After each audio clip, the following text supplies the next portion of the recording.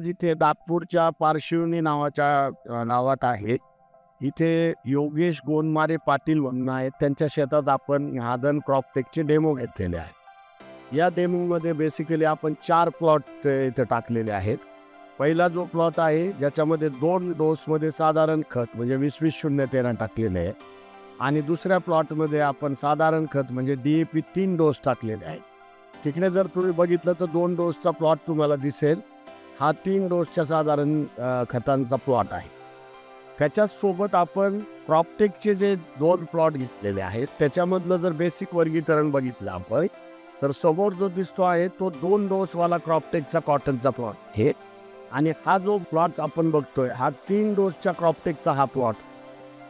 3 डोसच्या क्रॉपटेकच्या प्लॉटमध्ये जर तुम्ही बघितलं त्यापूर्वी आपण असं म्हणतो साधारण खतांचा 2 डोसचा जो प्लॉट आहे तो कंप्लीट पद्धतीने तुम्हाला पिवळा पडलेला दिसतोय. फुल पात्या बोंडांची गळ झालेली दिसते आणि झाड बिलकुल स्टाउट किंवा स्टर्डी वाटत. 3 डोस साधारण खतांचा प्लॉट त्या मानाने थोडासा बनायचा. तसं जर बघायला गेलं तर चांगला प्लॉट म्हटलं तर 2 डोसचा क्रॉपटेकचा आहे आणि बेस्ट प्लॉट जर आपण म्हटलं तर जिथं आपण 3 डोस क्रॉपटेकचे दिलेले आहे तो प्लॉट सर्वात बेस्ट आहे.